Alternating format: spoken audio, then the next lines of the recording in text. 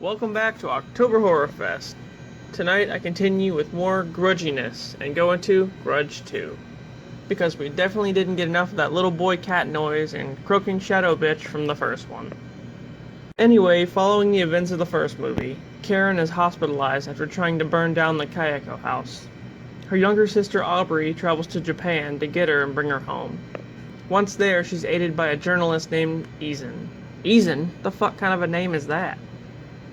Karen talks with Aubrey, but then she panics and is killed by Kayako. Aw man, like right in front of him too. Sucks. That bitch dead. Izan tells Aubrey that he's the one that rescued her sister from the burning house, and now he's been researching the curse. So they go back to the house to retrieve Kayako's diary.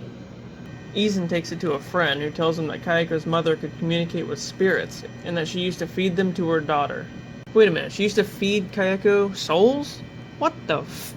Later on, Izan takes a bunch of pictures of the house, of which Kayako crawls out of, ring style, and kills him. Because... yeah. Aubrey finds Kayako's mother, and she tells her that the curse is pretty much irreversible, and you can't stop it. No matter what you do. And then she dies too. Because everybody's just dying up in this bitch.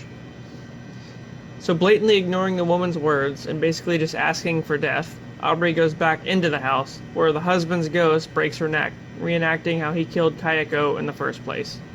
Clearly she knew that fuckery would occur if she went back there, but she went anyway, so that's on her.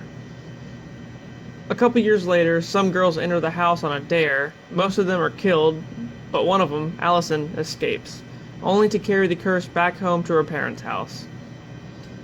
And the dad's like, hey, did you bring us any souvenirs? And she's like, something like that.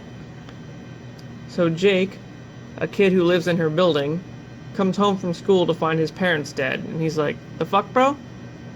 He runs into a hooded figure who turns out to be Allison, who basically turned into a hermit after bringing the curse home and having everyone murdered Oprah style.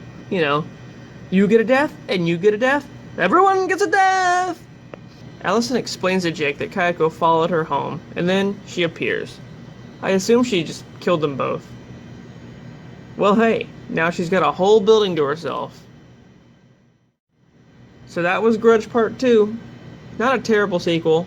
Although the multiple main character thing gets confusing, I pretty much explained this chronologically, but the movie happens like Tarantino-style with like the scenes all out of order. I'm just like not about that life, so yeah.